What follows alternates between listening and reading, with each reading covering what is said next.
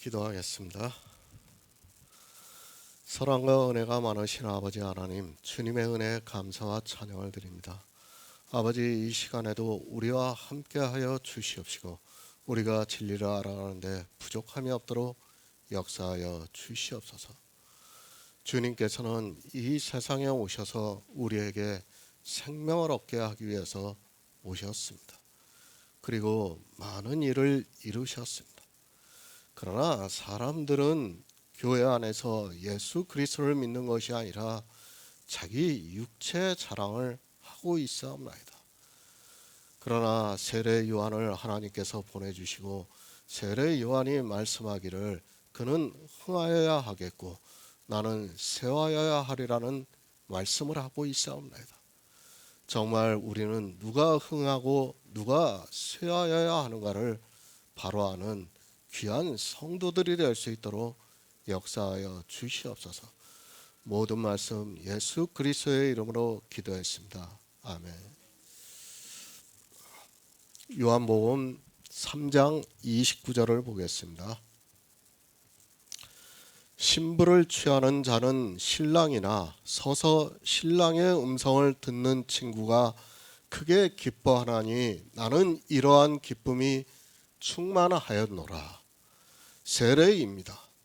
우리는 이 세례에 대해서 바로 알아야 합니다. 하지만 이 시대는 성경에 문자적으로 세례가 기록이 되어 있다 보니까 기독교라는 종교는 그것을 의식화해서 아직까지도 물 세례를 주고 있는 것을 볼 수 있습니다.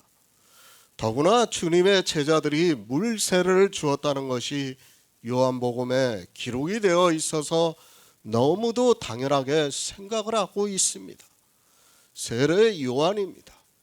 하나님께서 그를 보내셔서 물 세례를 주라고 하셨습니다. 세례 요한은 하나님의 말씀과 같이 광야에서 외치는 자의 소리로 예수 그리스도께서 이 세상에 오실 것을 증거를 하면서 자기가 주고 있는 세례를 통해서 예수 그리스도를 나타나게 했습니다.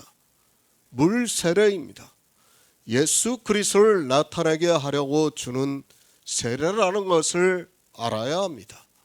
아직 주님이 이 세상에 오셔서 모든 구속의 일을 이루시지 않았습니다. 그리고 세례 요한이 먼저 주님 앞에서 보내심을 받아서 물 세례를 주고 있다는 것을 알고 있어야 합니다. 그것까지입니다. 우리는 이 물 세례에 대해서 바로 알아야 합니다. 주님이 완전히 나타나시기 전까지라는 것을 알고 있어야 합니다. 이제는 주님이 완전하게 나타나셨습니다. 성경이 다 기록이 되어 있습니다. 그렇기 때문에 더 이상 우리는 물 세례를 주어서는 안 됩니다. 성경에 문자적으로 기록이 되어 있고 주님의 제자들이 설령 물 세례를 주었다 해도 우리는 이 행위를 해서는 안 됩니다. 왜 안 됩니까? 성경이 이제는 다 기록이 되어 있습니다. 그러니까 성경을 통해서 주님이 다 나타나셨다는 말씀입니다. 그런데 주님을 나타나게 하기 위해서 하나님께서 세례 요한을 보내주셔서 주게 하신 물 세례를 지금도 주고 있다는 것은 논리적으로 생각을 해도 맞지 않습니다. 그렇지 않습니까? 세례 요한은 사도 요한은 요한복음을 통해서 분명하게 이 세례에 대해서 말씀을 하고 있습니다. 왜 세례 요한이 주님 앞에 와서 물 세례를 주었는가 하면 이스라엘에게 예수 그리스도를 나타내게 하기 위해서라고 물 세례를 주었다고 말씀을 하고 있습니다. 이제는 다 나타났습니다. 그런데 이 물 세례를 지금도 주어야 합니까? 마치 무엇과 같습니까? 성전은 주님의 육체입니다. 그 육체를 이제 우리는 성경에서 다 보고 있습니다. 그러니까 성전의 모든 기구 하나하나를 다 주님께서 이 세상에 오셔서 이루신 구속의 일을 통해서 보고 있습니다. 그것을 다 알고 있는 성도는 다시 성전을 지을 필요가 없습니다. 성전을 왜 짓습니까? 우리에게는 더 이상 성전이 필요 없다는 것을 누구나 다 알고 있습니다. 이미 성경을 통해서 성전을 다 보고 있습니다. 그런데 굳이 성경의 문자로 기록이 되어 있는 성전을 다시 지을 필요가 있겠습니까? 다시 짓는 그 사람은 성경에 기록이 되어 있는 성전인 주님의 육체를 못 보고 있는 사람이라는 것을 알아야 합니다. 마찬가지입니다. 우리가 물 세례를 받아야 합니까? 이제는 더 이상 물 세례를 받을 필요가 없습니다. 왜 필요가 없는가 하면 주님께서 이 세상에 오셔서 모든 구속의 일을 다 이루시고 이제는 하늘에 올라가셨습니다. 주님께서 장사되고 다시 영으로 부활하시는 것을 이제는 우리가 성경을 통해서 그 의미까지 다 알고 있습니다. 그런데 어떻습니까? 기독교인들은 그것을 모르고 있습니다. 모르고 있으니까 어떻게 합니까? 성경의 문자를 보고 예수 그리스도를 나타나게 하기 위해서 세례 요한을 통해서 주게 한 물 세례를 아직까지 그대로 주고 있고, 그것이 기독교에서는 의식화가 되어 있는 것을 볼 수 있습니다. 우리 성도입니다. 이제는 성령이 우리에게 오셔서 예수 그리스도를 다 나타나게 하고 있습니다. 우리가 진리의 성령의 인도하심을 받아서 모든 진리 가운데로 인도를 받고 있습니다. 그런 성도는 물 세례를 받을 필요가 없다는 것을 충분히 깨달을 수 있습니다. 그러나 성령을 받지 못한 사람은 율법화가 되어 있는 물 세례를 받을 수밖에 없다는 것을 알아야 합니다. 왜 물 세례를 하고 있습니까? 성경을 보고 성령의 인도하심을 받아 그 의미를 아는 것이 아니라 문자를 보고 있기 때문입니다. 문자를 보니까 세례 요한만 물 세례를 준 것이 아니라 주님의 제자들까지도 물 세례를 주었다고 하니까 더구나 주님께서도 마태복음 마지막에서 세례를 주라고 하니까 마치 물 세례를 주라고 하는 것으로 받아들이고 그것을 종교의 의식적인 행위로 하고 있습니다. 주님께서 아직 하늘에 올라가시지 않았습니다.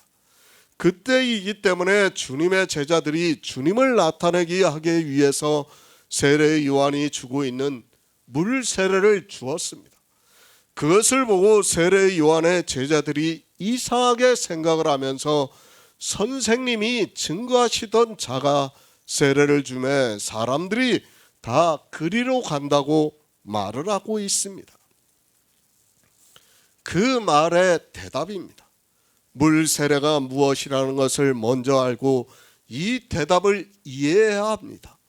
물 세례는 계속해서 말씀을 하고 있지만 예수 그리스도를 나타내게 하기 위해서 주었다고 말씀을 하고 있습니다. 왜 예수 그리스도를 나타내고 있는가 하면 예수 그리스도를 믿음으로 해서 영생을 얻게 하기 위해서입니다. 주님의 제자들입니다. 그들 역시 아직 주님이 부활 승천하시기 전이기 때문에 물 세례를 주었습니다. 그것에 대해서 세례 요한이 하늘에서 주신 바 아니면 사람이 아무것도 받을 수 없다고 말씀을 하고 있습니다. 그러니까 주님의 제자들이 세례를 준다고 해도 하늘에서 주신 바 아니면 예수 그리스도를 나타낼 수 없고 그러면 구원을 받을 수 없다는 말씀을 하고 있습니다. 또 그러면서 말합니다. 나는 그리스도가 아니라고 말을 하고 있습니다. 왜 이 말을 하고 있는가 하면 그의 제자들이 오해를 하고 있기 때문에 지금 이 말씀을 하고 있습니다. 그러면서 나는 그의 앞에 보내심을 받은 자라고 하면서 너희가 그것을 증거하라고 말씀을 하고 있습니다. 세례 요한입니다. 그는 하나님의 보내심을 받은 마지막 선지자입니다. 그가 와서 광야에서 외치는 자의 소리로 외침으로 해서, 그리고 물 세례를 줌으로 해서 예수 그리스도가 나타날 수 있게 되었고, 주님이 오셔서 모든 구속을 이루심으로 해서 우리가 하나님의 구원을 볼 수 있게 되었다고 말씀을 하고 있습니다. 새 번역을 보겠습니다. 신부를 차지하는 사람은 신랑이다. 신랑의 친구는 신랑이 오는 소리를 들으려고 서 있다가 신랑의 음성을 들으면 크게 기뻐한다. 나는 이런 기쁨으로 가득 차 있다. 비유입니다. 혼인을 비유로 해서 세례 요한은 그의 제자들에게 계속해서 예수 그리스도에 대해서 말씀을 하고 있습니다. 신부를 취하는 자는 신랑이나 서서 신랑의 음성을 듣고 친구가 크게 기뻐한다고 말씀을 하면서 나는 이러한 기쁨에 충만하였다고 말씀을 하고 있습니다.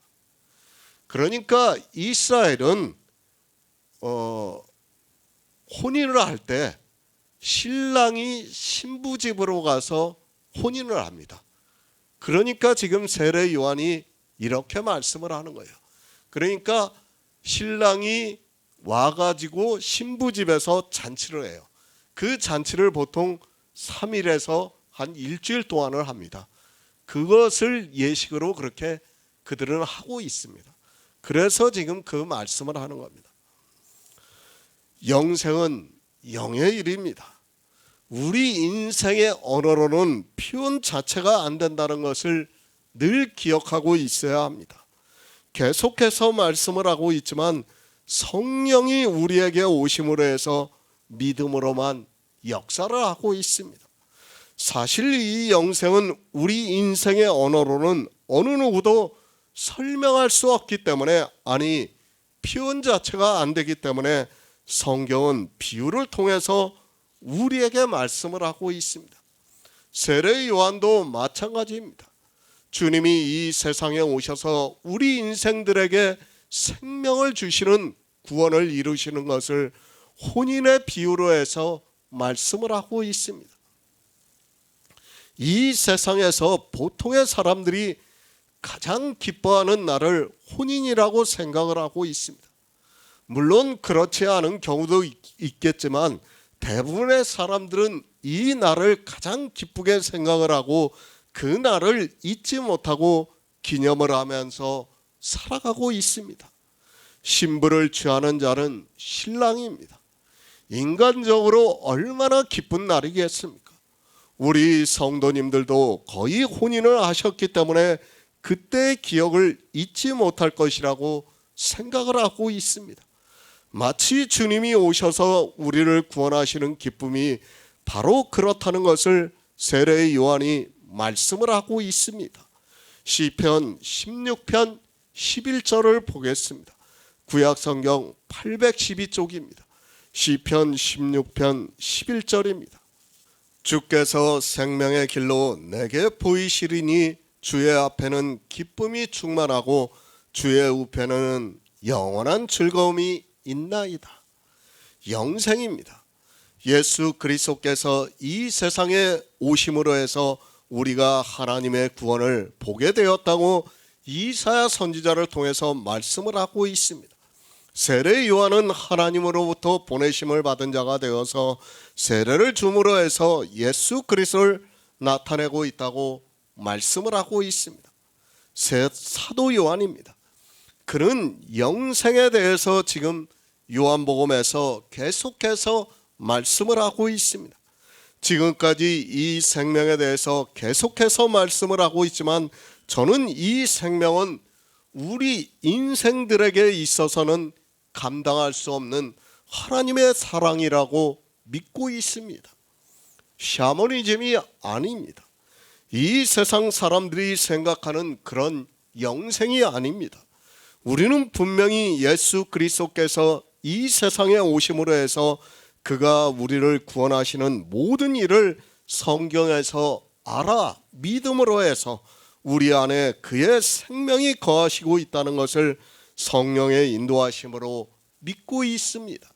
이 믿음입니다. 바라는 것들의 실상이라고 말씀을 하고 있습니다. 또 보이지 않는 것들의 증거라고 말씀을 하고 있습니다. 이 세상 사람들, 아니 종교에 빠져 있는 사람들은 우리가 전하고 있는 이 말씀에 대해서 도무지 이해할 수도 없고 믿을 수도 없다는 것을 잘 알고 있습니다. 그러나 어떻습니까? 우리는 믿음으로 역사를 하고 있습니다. 성경에서 여러 선지자를 통해서 예수 그리스도를 나타나게 해주셨습니다. 그리고 우리는 이 영의 일을 믿을 수 있게 하나님께서 성령을 보내주심으로 해서 우리가 진리로 인도함을 받고 있고, 그것이 우리가 영의 일을 믿을 수 있게 역사를 하고 있다는 것을 믿음으로써 증거를 받고 있습니다. 아무도 모릅니다. 이 생명의 기쁨을 어느 누구도 깨닫지 못하고 있습니다. 성경의 문자로 기록이 되어 있는 생명, 영생, 구원이라는 단어를 아는 것으로 그저 막연하게 생각을 하고 있는 사람이 거의다라고 해도 틀리지 않습니다. 그러나 우리는 주님께서 말씀을 하시는 물과 성령으로 나는 생명에 대해서 알고 있고 믿음으로 우리 안에서 역사를 하고 있습니다. 참 어렵습니다. 아니 이 영의 생명에 대해서 믿어진다는 것이 더 기적과도 같다고 저는 그렇게 믿고 있습니다. 그리고 그 기쁨에 대해서 성경은 혼인을 비유로 해서 계속해서 우리에게 말씀을 하고 있습니다.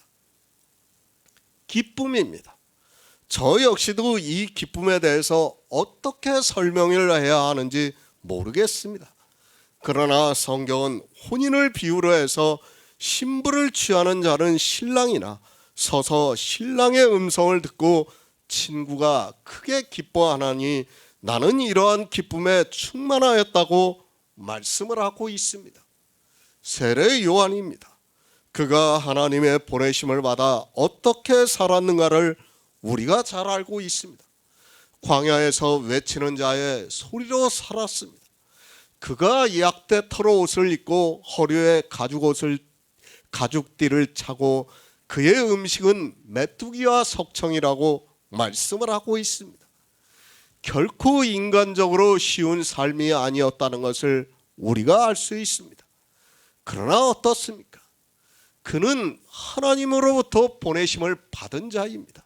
그리고 하나님께서 우리 인생들을 구원하시기 위해서 예수 그리스도를 보내주시고 자기는 그의 앞에서 그를 나타내게 하기 위해서 물로 세례를 베풀고 있다고 말씀을 하고 있습니다. 그가 말을 하고 있습니다. 영생에 대해서 말씀을 하고 있습니다. 우리가 구원을 받는 것에 대해서 말씀을 하고 있습니다. 서서 신랑의 음성을 듣는 친구가 크게 기뻐하나니 나는 이러한 기쁨에 충만하였다고 말씀을 하고 있습니다. 그것을 시편에서는 주께서 생명의 길로 내게 보이시리니 주의 앞에는 기쁨이 충만하고 주의 우편에는 영원한 즐거움이 있다고 말씀을 하고 있습니다. 예수 그리스도입니다. 주님께서 나는 세상의 빛이요 생명이라고 말씀을 하고 있습니다. 세례 요한은 이 생명에 대해서 나는 이러한 기쁨에 충만하였다고 혼인을 비유로 해서 말씀을 하고 있습니다. 그것을 다윗은 시편에서 주께서 생명의 길로 내게 보이시리니 주의 앞에는 기쁨이 충만하고 주의 우편에는 영원한 즐거움이 있다고 말씀을 하고 있습니다. 저도 모릅니다. 솔직히 이 생명에 대해서 어떻게 설명할 수 있는 방법이 없습니다. 그러나 성경이 이 생명에 대해서 증거를 해주고 있습니다. 그리고 하나님께서 성령을 보내주심으로 해서 예수 그리스도를 믿을 수 있게 역사를 하고 있고 그 믿음이 실상이 될 것이라고 믿어지게 역사를 하고 있습니다. 믿음입니다. 하나님이 주신 믿음입니다. 그 믿음이 있는 성도만이 세례 요한이 말씀하고 있는 나는 이 기쁨에 충만하였다고 하는 이 말씀이 그래도 깨달아질 수 있다고 믿고 있습니다. 그러나 사람들은 이 생명에 대해서 전혀 모르고 있습니다. 생명입니다. 예수 안에 있는 생명입니다. 이 생명이 믿어진다는 것이 하나님의 능력이라고 믿고 있습니다. 그래서 사도 바울이 하나님의 능력으로 예수 그리스도와 함께 일으키심을 받았다고 말씀을 하고 있습니다. 이 영의 생명입니다. 두 번 나는 생명이라고 말씀을 하고 있습니다. 이 생명은 오직 예수 그리스도께서 이 세상에 오셔서 우리를 구원하시는 구속의 일을 이루시고 반드시 영으로 부활하심으로 해서 하나님께서 우리 역시 예수 그리스도와 함께 영으로 일으키신다고 말씀을 하고 있습니다. 세례 요한은 이 생명에 대해서 알고 있기 때문에 그 기쁨에 충만하였다고 말씀을 하고 있습니다. 이 생명입니다. 앞에서 이미 이 생명에 대해서 말씀을 했습니다. 이 세상은 어느 누구도 이 생명에 대해서 믿지를 않고 있습니다. 아니, 이제까지 그 수많은 신학자라고 하는 사람들도 성경을 보고 연구를 했지만 이 생명에 대해서 말을 하지 못하고 있습니다. 마치 주님을 만나기 전에 니고데모와 같이 이스라엘의 선생으로서 이러한 일을 알지 못하는 것과 같습니다. 그러나 어떻습니까? 우리는 이 생명을 알고 있습니다. 그리고 세례 요한이 말씀하고 있는 생명에 대한 기쁨으로 충만하다는 것을 믿음으로 역사를 하고 있습니다. 우리가 예수 그리스도를 믿는 단 한 가지의 이유입니다. 그리고 하나님께서 우리 인생들에게 하신 명령이라는 것을 알아야 합니다. 하지만 어떻습니까? 이 시대는 예수 그리스도를 믿지 않고 있습니다. 그저 성경의 문자를 보고 자기들의 종교에서 말을 하고 있는 그대로 예수 그리스도를 믿는다고 말을 하고 있습니다. 하나님의 구원하신 예수 그리스도와 함께 일으키심을 받아 그의 영이 우리 안에 거하시는 역사가 믿어지지 않고 있다면 그는 예수 그리스도를 믿는 사람이라고 할 수 없습니다. 우리 성도입니다. 이 생명에 대해서 믿고 있습니다. 그리고 세례 요한의 말씀과 같이 우리 역시 생명의 기쁨에 충만히 받고 있습니다. 하나님께서는 정말 놀랍게도 우리 아주 적은 숫자의 성도에게만 이 기쁨을 충만케 하시고 있고 믿음으로 역사를 하고 있습니다. 우리 인생입니다. 사실 이 생명에 대해서 전혀 모르고 있습니다.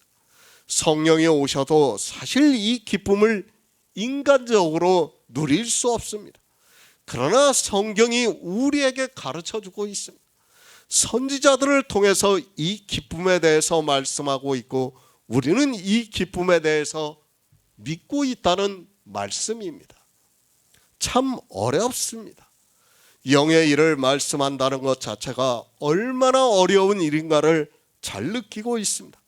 그러나 제가 이 영의 일을 저의 인간적인 감성을 넣어서 이야기를 하면 그건 역시 거짓이 될 수밖에 없기 때문에 정말 이렇게밖에 말씀을 할 수밖에 없다는 것이 저 역시도 너무도 답답하고 안타깝기도 합니다. 그러나 저는 믿습니다. 아니, 우리 성도님들 역시 성령이 오셔서 믿음으로 역사하고 있다고 믿고 있습니다. 이 생명에 대한 기쁨이 우리 성도님들 안에서 믿음으로 역사를 하고 있다고 믿고 있습니다. 우리는 선지자들이 말씀하고 있는 이 영의 일이 다 믿어지고 있고 그것이 하나님의 능력이라고 저는 믿습니다. 세례 요한입니다. 그가 제자들에게 예수 그리스도를 믿으라고 말씀을 하고 있습니다. 예수 그리스도를 믿어야 하나님 나라에 들어갈 수 있다는 것을 말씀하고 있습니다. 그러면서 나는 그리스도가 아니라고 하면서 그의 앞에 보내심을 받은 자라고 말씀을 하고 있습니다. 나는 이러한 기쁨에 충만하였노라. 우리가 하나님 나라에 들어가는 것은 성경은 혼인잔치의 비유로 해서 말씀을 하고 있습니다. 세례 요한 역시 그렇게 말씀하면서 그의 제자들에게 그리스도를 믿어서 영생을 얻어야 한다는 것을 말씀하면서 나는 이러한 기쁨에 충만하였다고 말씀하고 있습니다. 정말 어떤 기쁨입니까? 그것을 요한계시록에서 우리가 알아들을 수 있게 왕노릇한다고 말씀하고 있어요.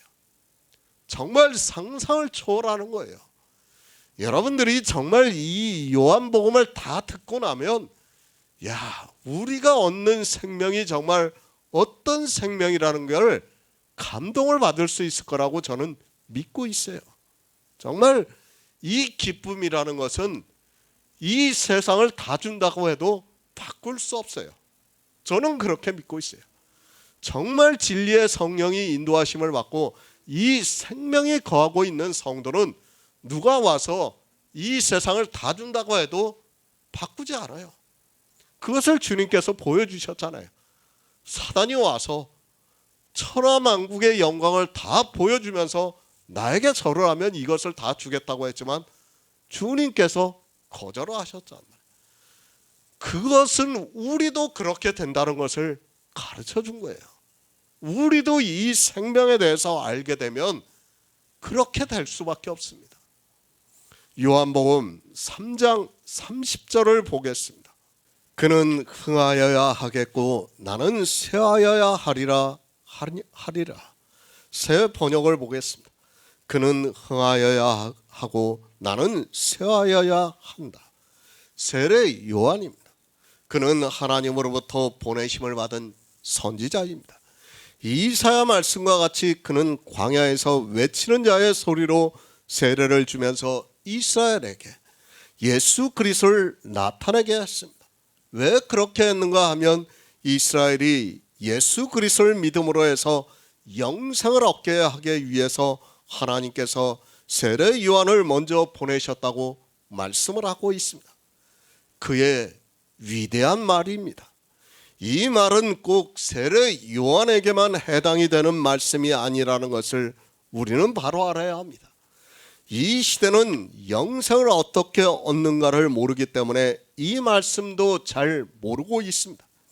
그저 감성적으로 이야기를 하면서 하나님의 아들 예수 그리스도이기 때문에 세례 요한이 그의 제자들에게 예수 그리스도를 믿으라고 하기 위해서 했던 말로 생각을 하고 있습니다. 세례 요한입니다. 주님께서 그를 어떻게 말씀을 하시는가 하면 인간적으로는 여자가 난 자 중에 세례 요한보다 더 큰 이가 없다고 말씀을 하고 있습니다. 세례 요한이 얼마나 큰 일을 했는가를 말씀을 하고 있습니다. 그는 정말 이사야 선지자의 말씀의 예언과 같이 하나님으로부터 보내심을 받아서 광야에서 외치는 자의 소리로 살았습니다. 광야입니다. 우리나라 사람들은 이 광야를 잘 이해를 하지 못하게 되어 있습니다. 지역적인 차이가 있기 때문에 그런 경험을 한 사람이 거의 없기 때문에 모를 수밖에 없습니다. 광야는 한마디로 사막과 같은 곳을 말씀하고 있고 사막과 같은 곳이라고 말할 수 있습니다. 원어의 뜻입니다. 황무지라는 뜻을 가지고 있습니다. 그러니까 사막과 같은 곳이라고 생각을 하면 됩니다. 우리나라에는 사막이 없습니다. 그러나 사막이 있는 나라에 가서 경험을 하게 된다면 그곳에서 산다는 것이 척박하고 어려운가를 알 수 있습니다. 이스라엘입니다. 우리가 중동 지역을 어느 정도 알고 있습니다. 직접 가보지는 않았지만 미디어가 발달을 해서 영상으로 보고 있습니다. 그런 곳에서 산다는 것은 정말 어려운 일입니다. 그래서 세례 요한도 약대 털옷을 입고 가죽띠를 띠고 메뚜기와 석청을 먹었다고 말씀을 하고 있습니다. 낮에는 덥습니다. 그리고 밤에는 춥습니다. 그렇기 때문에 약대 털옷을 입었다고 말씀을 하고 있습니다. 모두가 율법주의에 빠져 있는 그때, 더구나 로마라는 강대국에 의해서 지배를 받고 살아가고 있는 그때 하나님으로부터 보내심을 받아 광야에서 외치는 자의 소리로 살면서 물로 세례를 주었다고 말씀을 하고 있습니다. 그가 외쳤습니다. 그러자 이스라엘이 어떻게 했습니까? 하나님께서 보내신 선지자라고 믿고 그에게 와서 물 세례를 받았습니다. 그리고 그에게 와서 우리가 어떻게 해야 하는가를 물었다고 말씀을 하고 있습니다. 그가 회개의 세례를 베풀면서 많은 이스라엘 사람들에게 예수 그리스도를 나타내고자 했지만 그들은 전혀 깨닫지 못하고 세례 요한을 선지자로만 생각을 했습니다. 제자들도 많았습니다. 그런데 주님이 오셔서 이제 막 사역을 시작하면서 예루살렘 성전에서 표적을 행하시니까 사람들이 믿었다고 말씀을 하고 있습니다. 그리고 이제 니고데모를 만나셔서 거듭나는 생명에 대해서 말씀을 하고 제자들과 함께 요단강 저편에 계시면서 주님의 제자들이 세례를 주는 것을 보고 세례 요한의 제자들이 선생님이 증거하시던 자가 세례를 주매 사람이 다 그에게로 간다고 말을 하고 있습니다. 세례 요한입니다. 그가 물로 세례를 준 것은 예수 그리스도를 나타내기 하기 위해서라고 말씀을 하고 있습니다. 그러면 세례를 받은 자들이 세례 요한으로부터 예수 그리스도께서 오셔서 구원해 주실 것이라는 것을 듣고 믿음으로 해서 영생을 얻게 할 수도 있습니다. 그런데 어떻습니까? 나는 그리스도가 아니라고 말을 하고 있습니다. 그러면서 나는 그의 앞에 보내심을 받은 자라고 말을 하고 있습니다.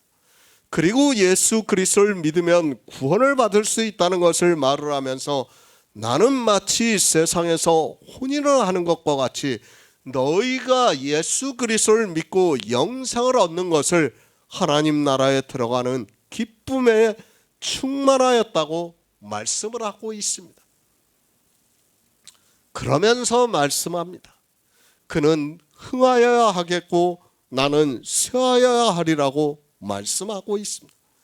이제 예수 그리스도 그분이 오셨으면 그분은 흥해야 하고 나는 쇠하여야 한다고 말씀을 하고 있습니다. 세례 요한의 제자들은 주님의 제자들이 세례를 주는 것을 보고 사람이 다 그리로 가니까 인간적인 걱정에서 말을 하고 있지만 세례 요한은 그는 흥하여야 하겠고 나는 쇠하여야 하리라고 말씀을 하고 있습니다. 선지자입니까? 이 시대 복음을 전하는 자로 살아가고 있습니까? 우리는 내가 누군가를 바로 알아야 합니다. 그리고 내가 흥하려고 해서는 절대로 안 된다는 것을 알아야 합니다. 그런데 이 시대는 예수 그리스도는 사라지고 자기들이 흥하고 있는 것을 볼 수 있습니다. 세례 요한입니다. 그는 하나님의 보내심을 받은 자로서 광야에서 외치는 자의 소리로 살았고 물로 세례를 주면서 예수 그리스도를 나타나게 했습니다. 이 시대를 살아가고 있는 복음을 전하는 저 역시도 마찬가지라고 생각을 하고 있습니다. 누가 나타나야 하는가 하면 예수 그리스도가 나타나야 합니다. 그러나 안타깝게도 이 시대는 예수 그리스도가 나타나지 않고 있습니다. 너무 막연합니다. 그저 예수 그리스도를 믿으라고 하는 것으로 마치 자기들이 예수 그리스도를 나타나게 하는 자로서 그리고 전하는 자로 살아가고 있는 것으로 생각을 하고 있습니다. 인간 세례 요한은 쇠하여야 하고 예수 그리스도만 흥해야 한다는 것을 잊지 마시기 바랍니다. 그런데 이 시대 목사들을 보시기 바랍니다. 거의 탤런트 수준이 되어가고 있어요. 대형 교회 목사들을 보세요. 뭐 거의 교회도 그렇고 목사들도 그렇고 탤런트가 되지 않으면 이 시대는 그렇게 하지를 못하고 있습니다. 뭐가 다 흥하고 있습니까? 자기들이 흥하고 있고 그런 상태에서는 예수 그리스도가 나타날 수 없다는 것을 우리는 바로 알아야 합니다. 고린도전서 3장 4에서 5절을 보겠습니다. 신약성경 265쪽입니다. 고린도전서 3장 4에서 5절입니다. 어떤 이는 말하되 나는 바울에게라 하고 다른 이는 나는 아볼로에게라 하니 너희가 사람이 아니리요. 그런즉 아볼로는 무엇이며 바울은 무엇이냐? 저희는 주께서 각각 주신 대로 너희로 하여금 믿게 하연 사역자들이니라. 성경입니다. 왜 우리에게 하나님께서 성경을 주셨습니까? 그것을 사도 바울이 디모데에게 성경은 능히 너로 하여금 그리스도 예수 안에 있는 믿음으로 말미암아 구원에 이르는 지혜가 있게 한다고 말씀하고 있습니다. 우리는 성경을 바로 알아야 합니다. 왜 그런가 하면 사도 바울의 말씀과 같이 성경을 보고 그리스도 예수 안에 있는 믿음으로 말미암아 구원에 이르는 지혜를 얻어야 하기 때문입니다. 구원입니다. 영생을 말씀하고 있습니다. 성경은 우리에게 이 영생에 대해서 말씀하고 있습니다.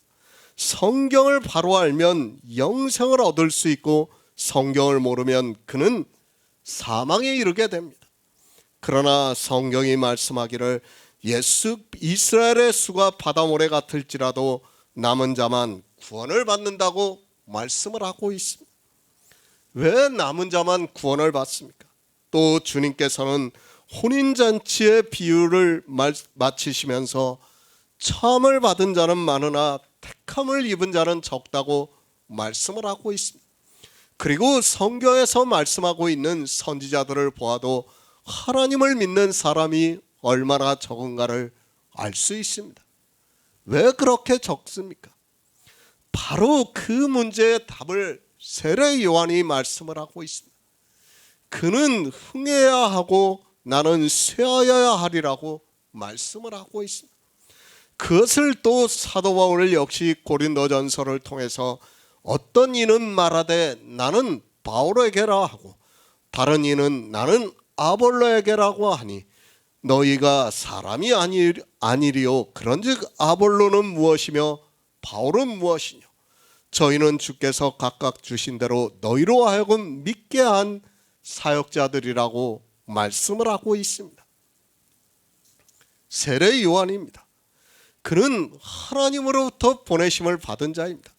그리고 사도 바울이나 아볼로는 주께서 주신 대로 복음을 전해서 이방에 있는 성도들로 믿게 하는 사역자라고 말씀을 하고 있습니다. 세례 요한도 그렇고 사도 바울이나 아볼로 역시 다 예수 그리스도를 전하고 있는 사람들입니다.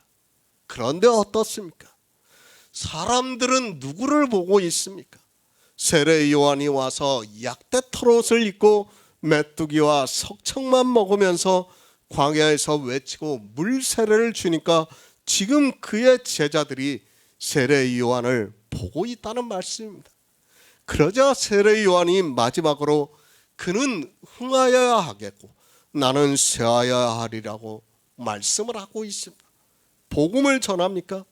세례 요한이 누구입니까? 하나님께로서 보내심을 받은 선지자입니다. 그런 그도 예수 그리스도가 오시니까 그는 흥해야 하겠고 나는 쇠하여야 하리라고 말씀하고 있습니다.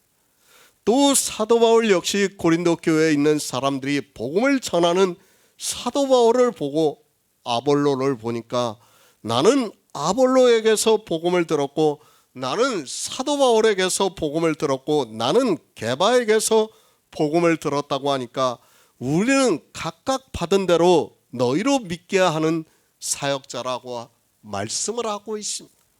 오직 누구입니까? 하나님께서 너희를 잘하게 하셨다고 말씀을 하고 있습니다.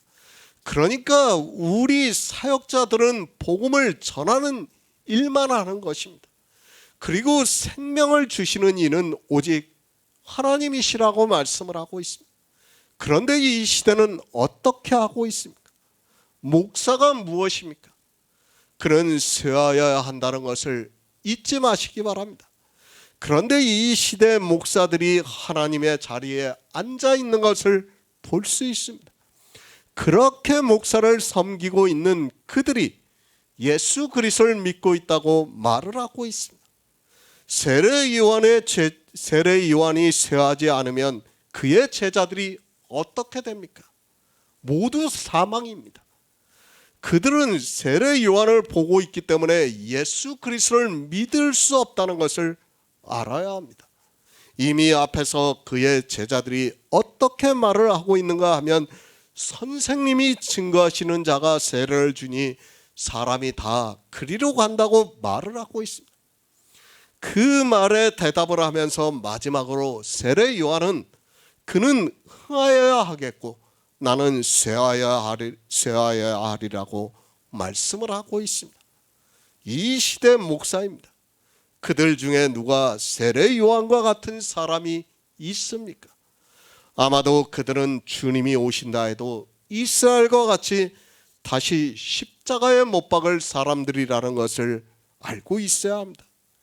그들은 너무 흥하고 있습니다. 그들이 흥하고 있는 상태에서는 그들에게서 배우고 있는 사람들은 아무리 교회 안에서 주여 주여 하고 있더라도 예수 그리스도를 믿을 수 없다는 것을 알아야 합니다. 목사가 나타나면 예수 그리스도는 나타날 수 없어요. 선지자들이 나타나면 예수 그리스도를 증거할 수 없다는 것을 알고 있어야 합니다. 그런데 이 시대 목사들은 거의 탤런트가 되어 있어요. 그러면서 자기들이 복음을 전한다고 말을 하고 있습니다. 사도 바울입니다. 그가 누구입니까? 그런 사도 바울도 자기 스스로를 아무것도 아니라고 말씀을 하고 있습니다. 아니, 사도 바울은 로마서에서 자기가 선을 행하고 싶으나 원치 아니하는 악만 행하고 있다고 말씀하면서 오라 나는 곤고한 자로다. 이 사망의 몸에서 누가 나를 건져내려고 말씀을 하고 있습니다. 이 시대 목사들입니다. 그들은 흥하려고 노력을 하고 있습니다. 어떻게 해서라도 미디어에 나오려고 하고 있고 교인들이 헌금을 한 돈으로 방송국에 돈을 내고 설교를 하면서 자기를 흥하게 하려고 노력을 하고 있습니다. 그들이 흥하는 순간 그들에게서 배우고 있는 사람들은 다 망하는 길로 간다는 것을 알아야 합니다. 예수 그리스도를 믿습니까? 목사가 흥하고 교회가 흥하면 어떻게 되는가를 우리는 바로 알고 있어야 합니다. 많은 사람이 구원을 받는 것에 있어서 제가 반대를 하는 것이 절대로 아닙니다. 그러나 이 시대는 교회가 너무 외적으로 흥하고 있고 그것을 자랑거리로 삼고 있는 것을 볼 수 있습니다. 사도 바울입니까? 아볼로입니까? 게바입니까?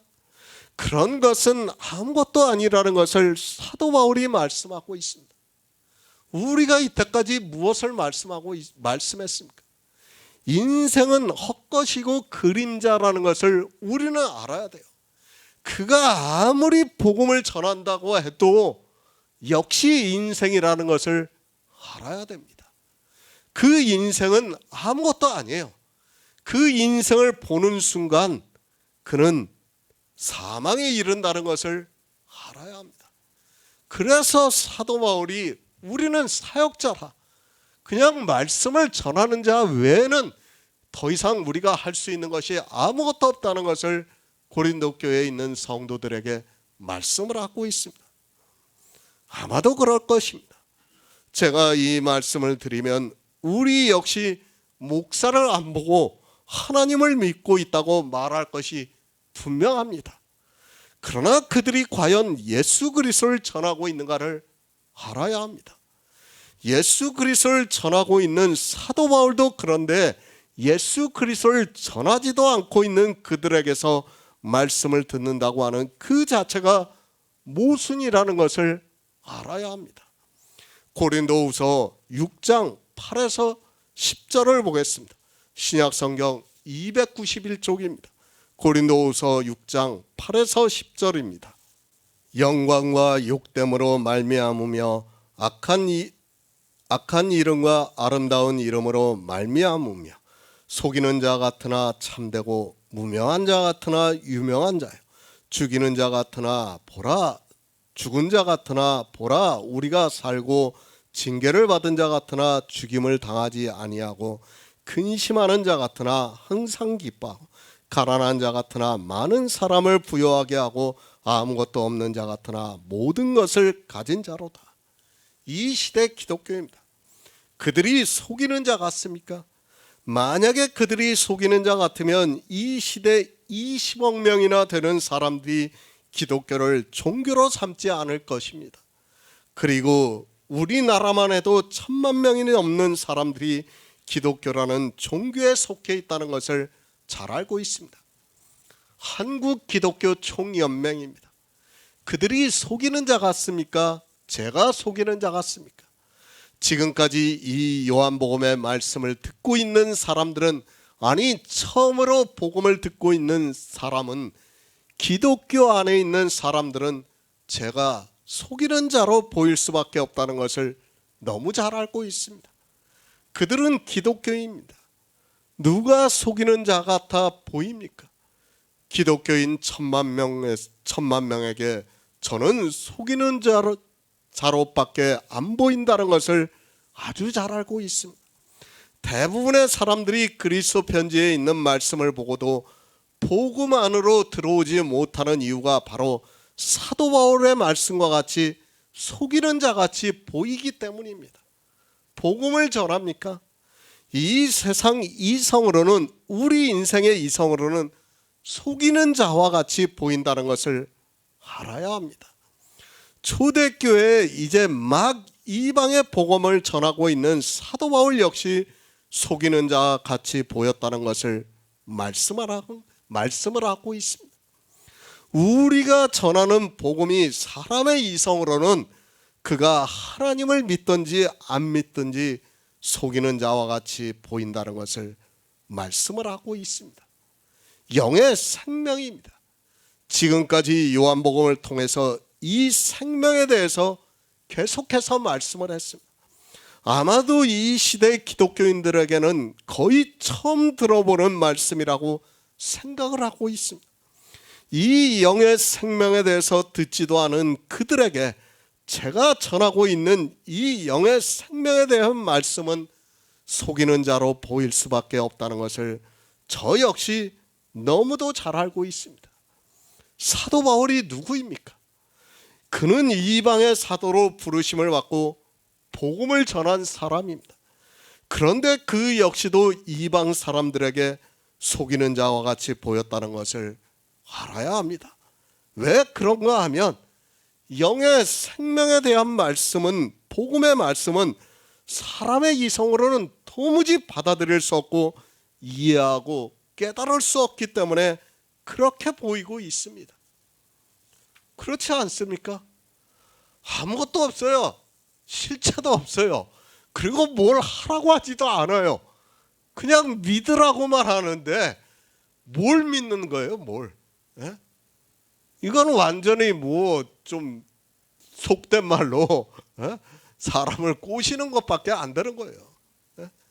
지금 사도 바울이 이방에 가서 복음을 전할 때 지금은 그래도 예수 그리스도가 누군지는 알아요. 당시에는 예수 그리스도가 누구입니까? 예? 아무도 몰라요.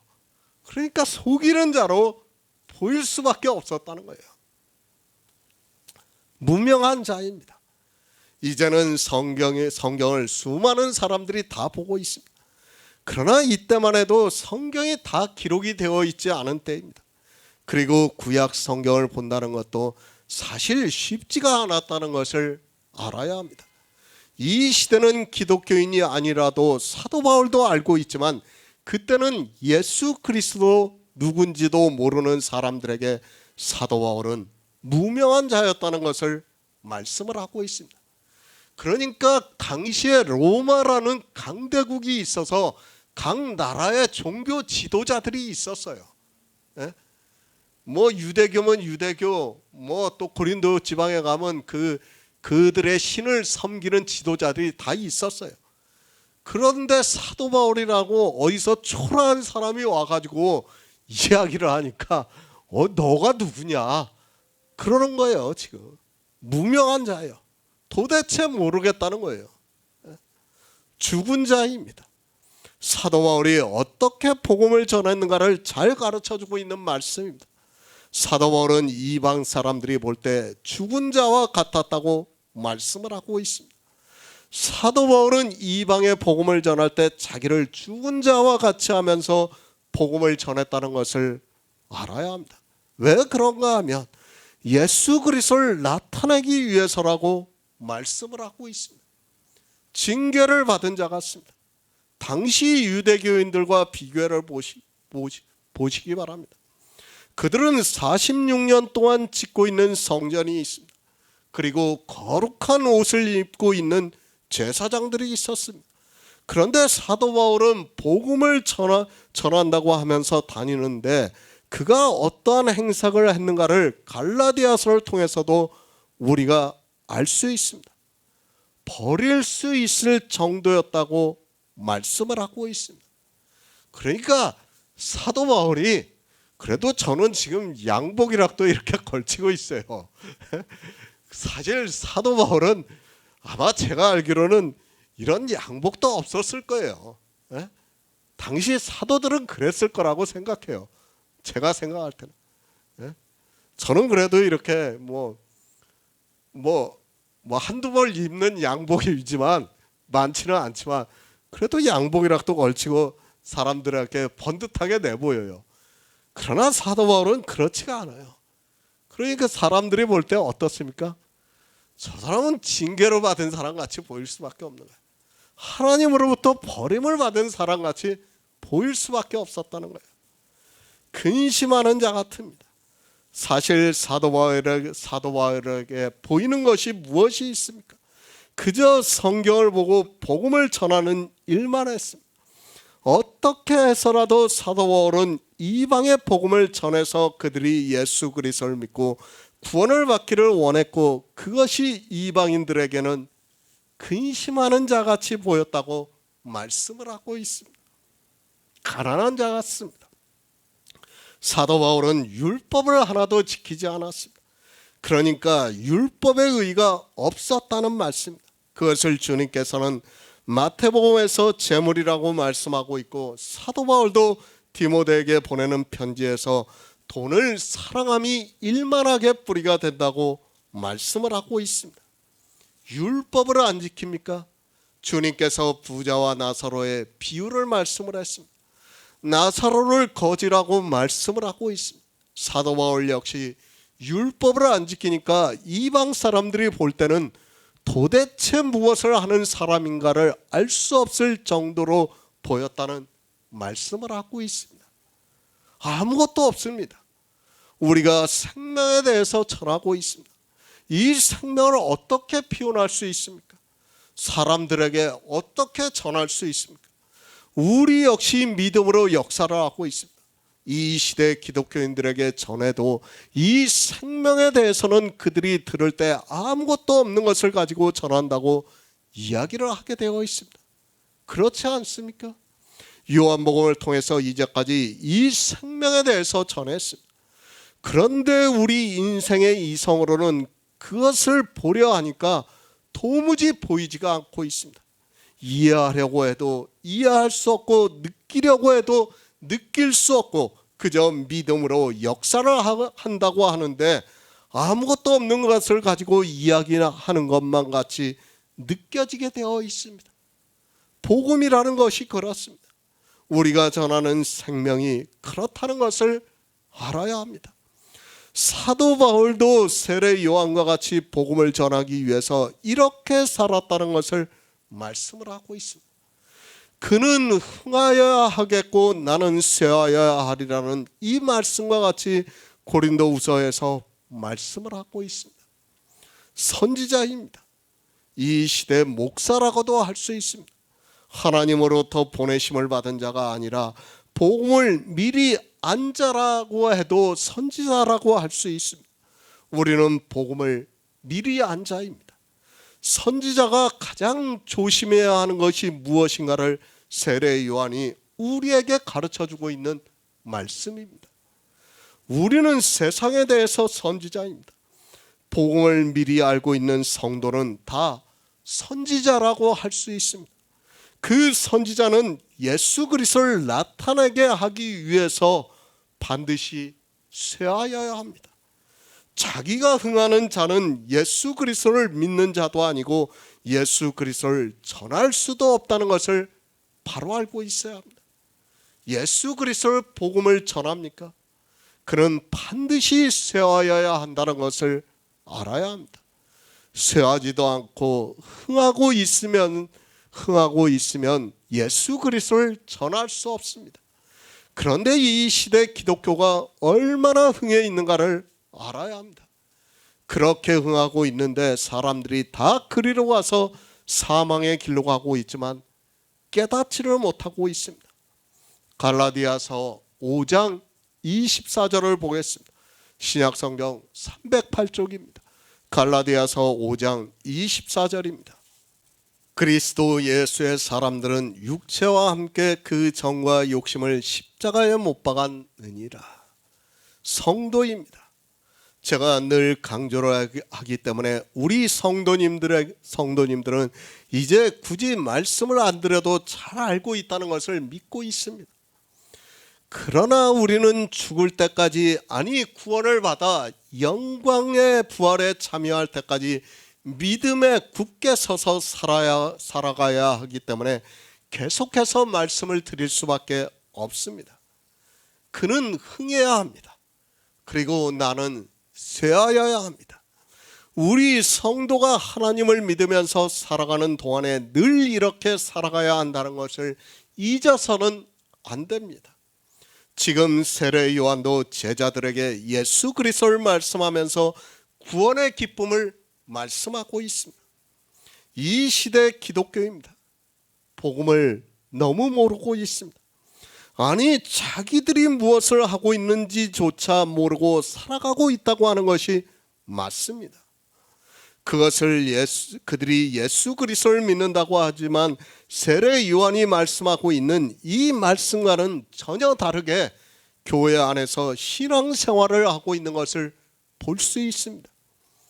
그리스도 예수의 사람입니다. 사도 바울이 갈라디아서를 통해서 우리 성도들이 어떻게 살아가고 있는가를 말씀하고 있습니다. 지금 갈라디아서 5장은 육체의 소욕과 성령의 소욕에 대해서 말씀을 하고 있습니다. 이 두 소욕이 서로 대적을 하고 있다고 하면서 육체의 소욕에 빠져 있는 사람은 성령의 소욕을 대적하고 있다고 말씀하고 있습니다. 육체의 소욕입니다. 예수 그리스도를 믿는다고 하면서 내 육체가 교회 안에서 하고 있는 모든 행위를 육체의 소욕이라고 사도 바울이 말씀하고 있습니다. 그러나 성경을 보면서도 사도 바울이 말씀하고 있는 이 육체의 소욕에 대해서 전혀 모르고 있습니다. 성령의 소욕입니다. 주님이 이 세상에 오셔서 이루신 구속의 일을 말씀을 하고 있습니다. 우리가 할 수 있는 것이 아니라 성령이 우리에게 오신다고 해서 우리 육체가 할 수 있는 것이 아니라 성령이 오심으로 해서 주님께서 이루신 일을 믿을 수 있게 역사를 하는 것이 성령의 소욕이라고 말씀을 하고 있지만 교회 안에 있는 거의 모든 사람들은 성령이 오시면 자기들이 이 일을 할 수 있는 것과 같이 이야기를 하고 있습니다. 두 소욕입니다. 성도는 이 두 소욕과의 싸움에서 성령의 인도하심을 받고 있기 때문에 주님께서 이 세상에 오셔서 이루신 성령의 믿고 있다는 말씀을 하고 있습니다. 잘 이해하시기 바랍니다. 갈라디아서를 강해를 할 때 충분히 말씀을 했습니다. 육체의 소욕은 내가 교회 안에서 하나님을 믿는다고 하면서 하는 모든 행위가 다 육체의 소욕입니다. 내가 예배를 드리고 기도를 하고 찬송가를 부르고 헌금을 하고 전도를 하고 하는 등 모든 행위가 육체 소욕이라는 말씀입니다. 이 둘이 서로 대적을 하고 있습니다. 그러니까 교회 안에 있는 사람은 육체의 소욕을 하든지 성령의 소욕을 하든지 둘 중에 하나만 하게 되어 있다는 것을 사도 바울이 우리에게 말씀을 하고 있습니다. 그러면서 그리스도 예수의 사람들은 육체와 함께 그 정과 욕심을 십자가에 못 박았다고 말씀을 하고 있습니다. 육체입니다. 우리 성도는 예수 그리스도와 함께 십자가에 못 박았다고 분명하게 말씀을 하고 있습니다. 왜 십자가에 못 박았는가 하면 나는 쇠하고 그는 흥해야 하기 때문에 십자가에 못 박았다고 말씀을 하고 있습니다. 그런데 이 시대 기독교인들은 성경의 문자를 보고는 말로는 잘하고 있지만 실제로는 육체의 소욕을 행하고 있는 것을 볼 수 있습니다. 예수 그리스도를 믿습니까? 누가 예수 그리스도를 믿고 있습니까? 자기 육체를 죽이지 않고 있는 사람은 예수 그리스도를 믿는 사람이라고 할 수 없습니다. 믿고 싶어도 믿을 수 없습니다. 그래서 주님께서 부자가 천국에 들어가기가 낙타가 바늘귀로 들어가는 것보다 더 어렵다고 말씀을 하고 있지만 기독교인 역시 하나님을 믿는다고 하면서 육체의 행위로 부자가 되어 있습니다. 내 육체의 행위입니다. 사도 바울은 우리 성도는 그리스도 예수와 함께 십자가에 못 박았다고 말씀을 하고 있습니다. 그러나 교회 안에 있는 가라지들은 육체로 온갖 행위를 다 하고 있습니다. 아마도 제가 이러한 행위를 하지 말라고 하면 그들은 도무지 이해를 할 수도 없고 받아들이지 못한다는 것을 잘 알고 있습니다. 아니, 저를 이단이라고 공격할 것이 분명합니다. 우리 성도입니다. 미리 안 자라고 말씀을 하고 있습니다. 미리 안 자는 모두가 선지자라는 것을 알아야 합니다. 그 미리 안 자는 세례 요한과 같이 예수 그리스도를 나타나기 위해서 자기를 쇠해야 합니다. 아니, 그리스도 예수의 사람은 육체와 함께 그 정과 욕심을 반드시 십자가에 못 박아야 한다는 것을 사도 바울이 우리 성도들에게 말씀을 하고 있습니다. 예수 그리스도를 믿습니까? 그 믿는 것이 무엇입니까? 내가 예수 그리스도와 함께 죽었다는 것을 믿지 않으면 그는 믿는 사람이 아니에요. 교회 안에서 행위를 하고 있는 사람은 그 사람은 믿는 사람이라고 할 수가 없어요. 예수 그리스도의 십자가를 왜 보여주셨습니까? 우리에게 같이 죽으라고 보여주신 거예요. 너희가 죽었다는 것을 보여준 거예요. 그런데 죽지를 않고 있다면 어떻게 하겠다는 겁니까? 말로만 자기 육체가 죽었다고 하지 마시기 바랍니다. 아니, 이 세상에서 이제 교회 안으로 들어온 것을 보고 신앙생활을 하는 것을 보고 죽었다고 하지 마시기 바랍니다. 사도 바울은 갈라디아에 있는 교회 안에 있는 사람들이 육체로 율법을 지키는 것을 보고 말씀을 하고 있다는 것을 성경을 보면 누구나 알 수 있습니다. 요한복음 3장 31절을 보겠습니다.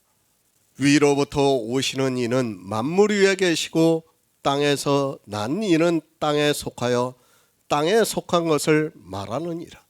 하늘로서 오시는 이는 만물 위에 계시나니. 새 번역을 보겠습니다. 위에서 오시는 이는 위에 모든 것 위에 계신다. 땅에서 난 사람은 땅에 속하여서 땅의 것을 말한다. 하늘에서 오시는 이는 모든 위에 계시고. 육체입니다. 우리는 반드시 예수 그리스도와 함께 육체와 그 정과 욕심을 십자가에 못 박아 버려야 합니다. 그렇지 않고는 어느 누구도 예수 그리스도를 믿을 수 없다는 것을 말씀을 하고 있습니다. 특히 미리 안 자는 더욱 그렇게 해야 그에게서 복음을 듣는 사람들이 예수 그리스도를 믿을 수 있다는 것을 명심하고 있어야 합니다. 우리 육체를 죽여야 합니다. 세상에서 교회로 나와서 신앙생활을 열심히 하는 것으로 내 육체를 죽인 것으로 생각하지 마시기 바랍니다. 갈라디아서를 보고 거의 모든 사람들이 거꾸로 가고 있는 것을 볼 수 있습니다. 사도 바울은 갈라디아에 있는 교회 안에 있는 사람들이 율법주의에 빠져 있는 것을 보고 말씀을 하고 있는데, 이 말씀을 보고 도리어 더 율법에 열심을 내고 있습니다. 생명입니다. 성경은 우리에게 이 생명을 얻으라고 말씀을 하고 있습니다. 하나님께서 우리 인생들에게 하신 단 한 가지의 명령이라는 것을 알아야 합니다. 하지만 사람들은 이 생명을 생각하는 것이 아니라 자기들이 하나님을 믿는다는 것을 나타내기 위해서 더욱더 육체를 살리고 있는 것을 볼 수 있습니다. 위로부터 오시는 일입니다. 예수 그리스도를 말씀하고 있습니다. 예수 그리스도는 전능하신 하나님이라는 것을 믿어야 합니다. 그러나 이 시대는 이 말씀을 보고 예수 그리스도께서 위로부터 오셨다는 것은 알고 있어도 그가 전능하신 하나님이라는 것을 믿지를 않고 있습니다. 위로부터 오셨습니다. 주님께서는 우리 인생들이 알지 못하는 위에서 오셨습니다. 우리는 그 위가 어딘지를 모르고 있습니다. 우리 인생이 아무리 하늘을 바라보고 천문을 연구한다 해도 위가 어디에 있는지를 모르고 있습니다. 그래서 사도 요한도 위로부터 오시는 이라고 말씀을 하고 있습니다. 우리 인생입니다. 땅에서 났습니다. 그러나 예수 그리스도는 위에서 오셨다는 것을 말씀하고 있습니다. 인간의 이성으로는 도무지 받아들일 수 없습니다. 그래서 세상 사람들은 마리아의 몸을 빌어서 오셨다고 하는 그 말씀을 받아들이지 못하고 있습니다. 어떻게 받아들일 수 있습니까? 지금은 과학이 발달을 했습니다. 지금과 같은 시대에서는 교회 안에 있는 사람들조차 이 말씀을 받아들이기가 어렵다는 것을 알고 있습니다. 그들이 교회 안에 있고 예수 그리스도를 믿는다고 하고 있기 때문에 성경에 기록이 되어 있는 말씀을 부정할 수 없어서 그렇지, 인생의 이성으로는 도무지 이해가 되지 않는 일입니다. 그러나 성경은 분명하게 말씀을 하고 있습니다. 이미 구약의 모든 선지자들이 예수 그리스도께서 이 세상에 오셔서 우리 인생을 구원해 주실 것을 예언을 해 주시고 있습니다. 그가 이 세상에 오신다는 것을 말씀하고 있지만, 실제 마리아의 몸을 빌어서 이 세상에 오셨지만 사람들은 이성적으로 생각할 때 있을 수 없는 일이라는 것을 잘 알고 있습니다. 전능하신 하나님입니다. 자기들이 그렇게 믿고 있기 때문에 위로부터 오셨다고 해도 쉽게 받아들이고 있는 것을 볼 수 있습니다. 그러나 그가 누군지는 전혀 모르고 있습니다. 이 시대는 성경을 모르고 있습니다.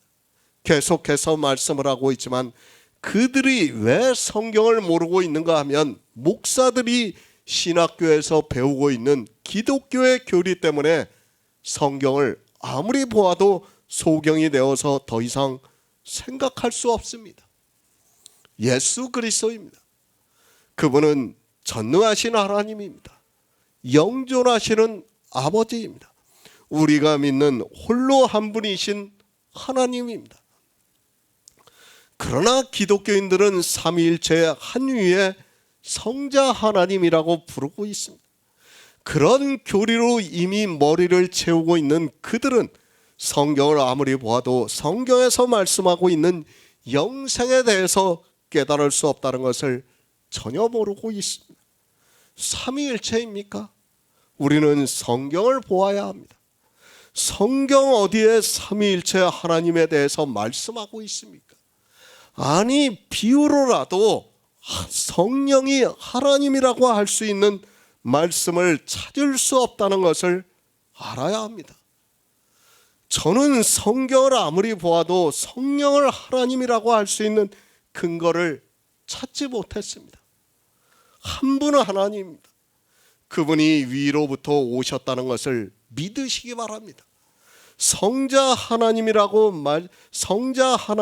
말씀은 성경에 없습니다. 아들이라는 표현과 성자라고 하는 것은 전혀 다르다는 것을 알아야 합니다. 예수 그리스도를 폄하를 하는 그런 용어를 쓰는 것 자체가 하나님을 믿지 않겠다는 사람들의 의사 표현이라는 것을 잘 알고 있어야 합니다. 위로부터 오시는 이입니다.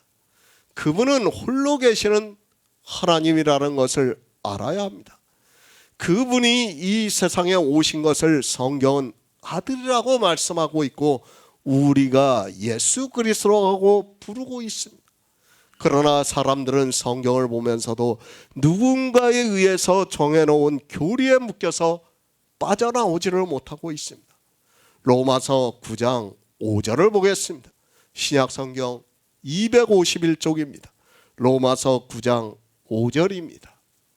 조상들도 저희 것이요 육신으로 하면 그리스도가 저희에게서 나셨으니 저는 만물 위에 계셔 세세의 찬양을 받으실 하나님이시니라. 아멘. 예수 그리스도입니다. 그분은 우리 인생의 육체로 오셨지만 분명히 위로부터 오셨다고 말씀을 하고 있습니다. 그러나 안타깝게도 이 시대는 예수 그리스도에 대해서 전혀 모르고 있습니다. 그저 성경의 문자만을 보고 있고 기독교라는 종교의 교리에 묶여 있다 보니까 성경을 아무리 보아도 그가 누군지를 전혀 모르고 있습니다. 하나님입니다. 우리 성도는 홀로 한 분이신 하나님을 믿고 있습니다. 그분이 우리가 부르고 있는 여호와 하나님이시고 예수 그리스도라는 것을 믿어야 합니다. 그렇게 믿지 않는 사람은 다 다른 신을 믿는 사람이고 그들은 모두가 다 사망에 이른다는 것을 알아야 합니다. 십계명입니다. 왜 하나님께서 제1계명에 나 외에 다른 신을 섬기지 말라고 말씀을 하고 있습니까? 이스라엘이 우상을 섬길 것을 아시기 때문입니다. 또 이방의 교회가 우상을 섬기고 삼위일체라는 신을 섬길 것을 아시기 때문에 제1계명을 그렇게 말씀을 하고 있습니다. 율법입니다. 우리는 그 의미를 정말 잘 알아야 합니다. 하나님께서 우리 인생들이 어떻게 할 것을 미리 아시고 율법을 정하셨다는 것을 알아야 합니다. 우리 인생들이 하나님을 믿는다고 하는 사람들이 십계명의 어느 계명도 지키지 않을 것을 아시기 때문에 정해놓으셨지만 사람들은 그 계명의 의미를 전혀 모르고 있습니다. 위로부터 오시는 이입니다. 사도 요한은 그분을 독생하신 하나님이 나타나셨다고 말씀을 하고 있습니다. 그리고 사도 바울은 조상들도 저희 것이요 육신으로 하면 그리스도가 저희에게서 나셨으니 저는 만물 위에 계셔 세세의 찬양을 받으실 하나님이라고 말씀을 하고 있습니다. 얼마나 더 명확하게 말씀을 하고 있습니까? 사도 바울도 지금 계속해서 예수 그리스도께서 하나님이라는 것을 말씀을 하고 있어요. 부탁드립니다. 정말 성경을 상고하시기 바랍니다. 십계명의 제1계명도 지키지 않는 그들이 어떻게 하나님 나라에 들어갈 수 있습니까? 아니, 하나님도 모르고 있는 그들이 어떻게 하나님 나라에 들어갈 수 있습니까? 그렇게 생각하고 있다면 그들은 너무 무지한 사람들입니다. 누가 삼위일체를 말하고 있습니까? 어느 사도가 삼위일체에 대해서 말하고 있습니까? 저는 다시 말씀을 드리지만 성경을 아무리 보아도 삼위일체를 인정할 수 없습니다. 아니 믿고 싶어도 믿을 수 없습니다. 지금과 같은 종교의 자유가 있는 시대이기 때문에 제가 삼위일체에 대해서 반대를 할 수 있다는 것을 잘 알고 있습니다. 우리는 교회사를 바로 알아야 합니다. 많은 사람들이 이 삼위일체를 반대를 하다가 종교에 의해서 죽임을 당했다는 것을 알아야 합니다. 설령 이 삼위일체가 맞는다 해도 그것을 반대했다고 해서 사람을 죽인다는 것 자체가 잘못이라는 것을 성경을 보면 누구나 알 수 있습니다. 그런데 그 교리 때문에 얼마나 많은 사람이 죽었는가를 이 시대 기독교인들은 전혀 모르고 있습니다. 저 역시 마찬가지입니다. 조금만 일찍 제가 세상에 나왔다면 저는 아무도 모르게 종교에 의해서 끌려가서 그들이 하는 재판을 받았을 것이 분명합니다. 그리고 그들은 신성모독이라는 죄로 저를 극형에 처했을 것이 분명합니다. 그러나 민주주의 국가에서 살다 보니까 이제는 더 이상 그런 것으로 사람을 죽일 수 없게 되었습니다. 종교입니다. 그들이 저지르는 악행이 얼마나 큰가를 사람들은 모르고 있습니다. 성경에 누가 이단이라고 해서 죽이라고 했습니까? 물론 구약은 그렇게 말씀하고 있습니다. 그러나 우리가 구약은 그림자라는 것을 잘 알고 있습니다. 신약에 와서는 이단은 한두 번 훈계한 후에 멀리하라고 말씀을 하고 있습니다. 제가 어느 종교라고 어느 교라고 말을 하면 이것도 또 문제가 될 것 같아서 말은 못하겠습니다. 그런데 아무튼 사람들이 다 이단이라고 지칭하는 데예요. 그런데 그들이 지금은 아주 정상적으로 어떤 신앙생활을 하고 있어요. 그러다 보니까 어떻습니까? 사람들은 몰라요. 그 전의 것을 몰라요. 그 전의 것을 모르니까 지금만 보는 거예요. 지금만 보니까 저한테 뭐라고 하냐면 저 사람들이 왜 잘못됐냐 이거예요. 기독교나 저 사람들이냐 뭐가 다르냐는 얘기예요. 종교가 그렇다는 것을 알아야 돼요. 이전에 했던 짓들이 어떠한가를 알아야 돼요. 그들은 다시 자기들의 힘이 강해지면 또다시 그렇게 된다는 것을 우리는 바로 알아야 돼요. 종교는 늘 그렇게 될 수밖에 없다는 것을 알고 있어야 합니다. 누가 죽이라고 합니까? 설령 하나님이 아니라고 해도 우리는 사람을 죽여서는 안 됩니다. 하나님께서 우리 인생들에게 사람을 함부로 죽이라고 하시지 않았다는 것을 알아야 합니다. 그런데도 종교에 빠져 열심을 내고 있는 사람들로 인하여 초대교회에 로마에 의해서 순교를 당한 사람들보다 더 많은 사람들이 죽었다는 것을 알아야 합니다. 십자군 전쟁도 바로 종교 때문에 일어난 거예요. 다른 거 없어요. 그 십자군 전쟁으로 해서 얼마나 많은 사람들이 죽었는가를 바로 알아야 합니다. 사도 바울입니다. 예수 그리스도를 누구라고 말씀하고 있습니까?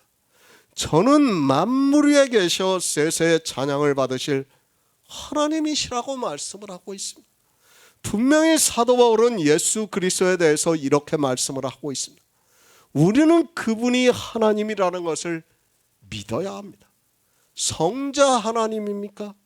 성경에 그런 말씀 없습니다.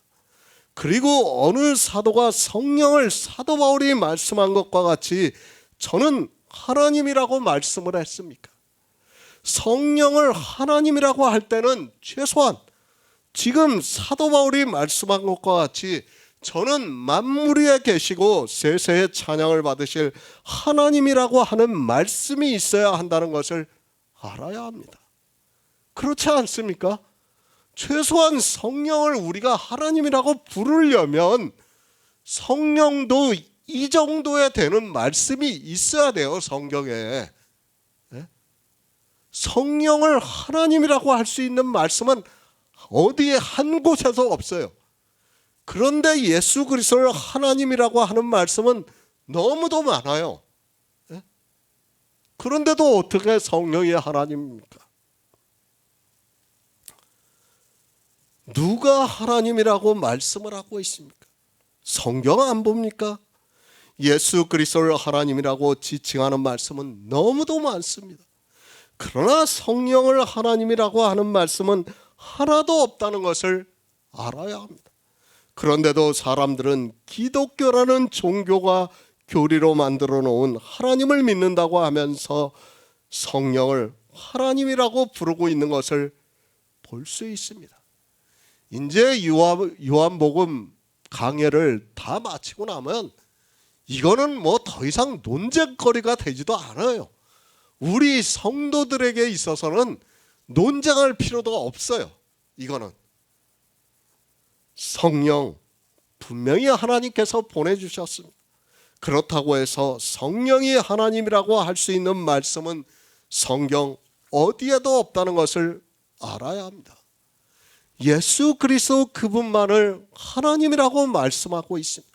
그런데 기독교라는 종교는 하나님이신 예수 그리스도를 폄하를 해서 성자라고 하고 있는 것을 볼 수 있습니다. 성자라고 하는 것 그 자체가 하나님을 폄하하는 말이라는 것을 알아야 합니다. 위로부터 오시는 이입니다. 그분은 우리가 믿는 유일하신 하나님입니다. 저는 유일하신 하나님을 믿습니다. 저에게 삼위일체를 믿으라고 하면 제 육체의 생명을 잃는다 해도 믿을 수 없습니다. 성경에서 말씀을 하고 있지 않은 것을 어떻게 하나님이라고 할 수 있습니까? 성경입니다. 교리가 우선이 되어서는 절대로 안 됩니다.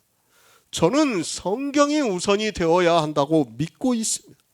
그런데 이 시대 기독교의 목사들은 신학교 때부터 성경을 폄하하고 있고 성경이 오역이 많다고 하면서 성경에 대해서 불신을 하고 있습니다. 그런 그들이 성경을 보고 말씀을 전한다고 하고 있고 예수 그리스도를 믿으라고 하고 있습니다. 저도 신학을 공부했습니다. 그리고 기독교의 교리를 배운 사람입니다. 그러나 이제는 그 교리를 전부 버렸습니다. 왜 버렸는가 하면 성경과 너무도 다르기 때문에 버릴 수밖에 없습니다. 위로부터 오시는 이에 대해서 성경은 분명히 그분이 하나님이라고 말씀하고 있지만 이 시대 기독교인들은 성자라고 부르면서 삼위의 하나님, 삼위의 한 위의 하나님이라고 믿고 있습니다. 예수 그리스도입니다. 사도 바울도 로마서를 통해서 그분을 만물 위에 계셔 세세의 찬양을 받으실 하나님이라고 말씀을 하고 있습니다. 삼위일체의 한 위에 하나님이라고 하는 것이 아니라 우리가 믿는 홀로 한 분이신 하나님이라고 말씀하고 있다는 것을 알아야 합니다. 위로부터 오시는 이입니다. 예수 그리스도는 위로부터 오셔서 위의 것을 말씀하고 있습니다. 그리고 땅에서 난 이는 땅에 속하여 땅에 속한 것을 말한다고 말씀하고 있습니다. 우리 인생들의 말과 주님의 말씀이 어떻게 다른가를 사도 요한이 말씀하고 있습니다. 우리는 땅에 속한 것을 말할 수밖에 없고 주님은 위로부터 오셔서 만물 위에 계시기 때문에 위의 것을 증거를 한다고 말씀을 하고 있습니다. 제가 계속 말씀을 드리고 있어요. 하나님은 창조주입니다. 그리고 우리는 피조물이에요. 하나님이 어디에 계시는지도 우리는 몰라요. 그렇지 않습니까? 그리고 만물보다 크시다고 말씀을 하고 있어요. 이 온 우주보다 더 크다고 말씀하고 있어요. 그런 하나님을 믿고 있는 거예요, 우리는. 그런데 사람들은 하나님을 자기들이 정의를 해서 함부로 삼위일체라는 말을 하고 있습니다. 그거는 말도 안 되는 이야기라는 것을 우리가 바로 알아야 합니다.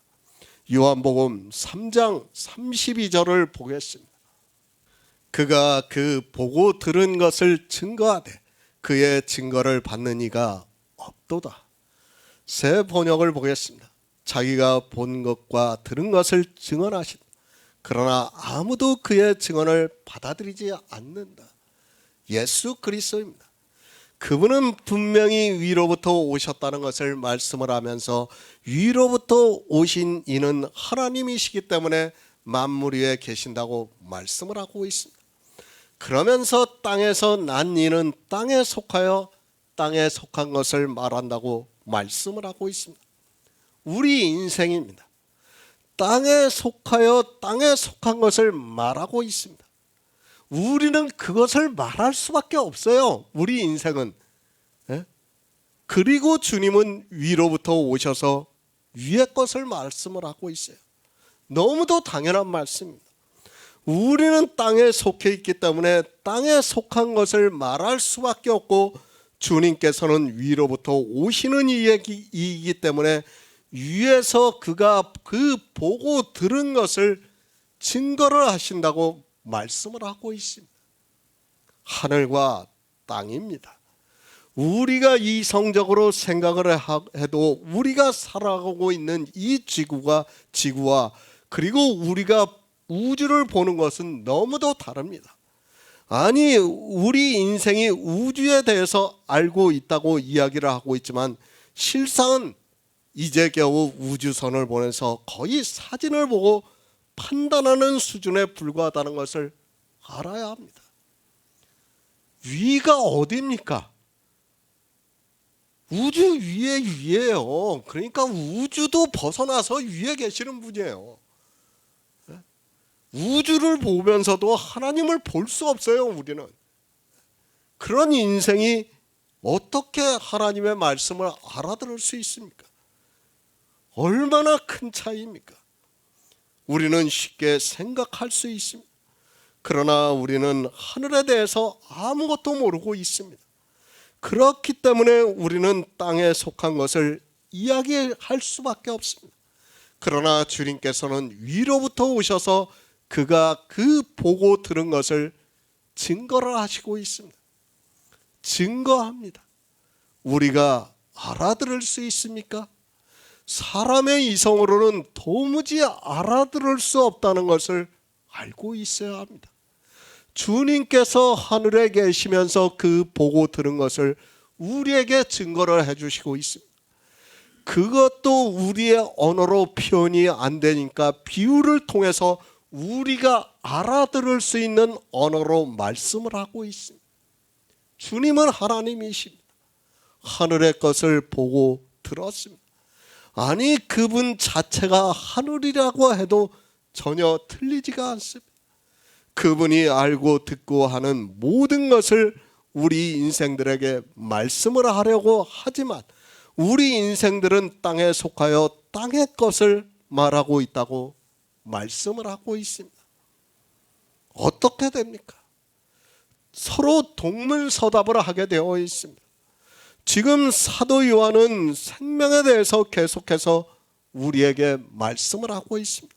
땅에 속한 사람은 땅에 속한 생명에 대해서 말할 수밖에 없습니다. 그러나 주님께서는 위로부터 오셔서 위에 있는 그 보고 들은 것을 증거를 하시고 있습니다. 그 차이입니다. 이제까지 거듭나는 생명에 대해서 말씀을 했습니다. 제가 이해할 수 있는 그리고 표현할 수 있는 한도 내에서 말씀을 했습니다. 물론 주님께서는 더 자세하게 말씀을 하셨을 수도 있습니다. 그러나 사도 요한도 이렇게밖에 성경에 기록하지 않았습니다. 너무도 큰 차이입니다. 주님께서 보고 들은 생명과 우리가 알고 있는 생명은 마치 우리가 저 우주, 저 은하 너머에 있는 별을 보고 아는 것을 이야기하는 것과 같습니다. 보다 더 큰 차이가 있다는 것을 알아야 합니다. 주님은 온 우주의 창조주이시기 때문에 그 위에 계시기 때문에 하나님 나라를 말씀할 수 있습니다. 우리는 이해하지 못해요. 이제 보세요.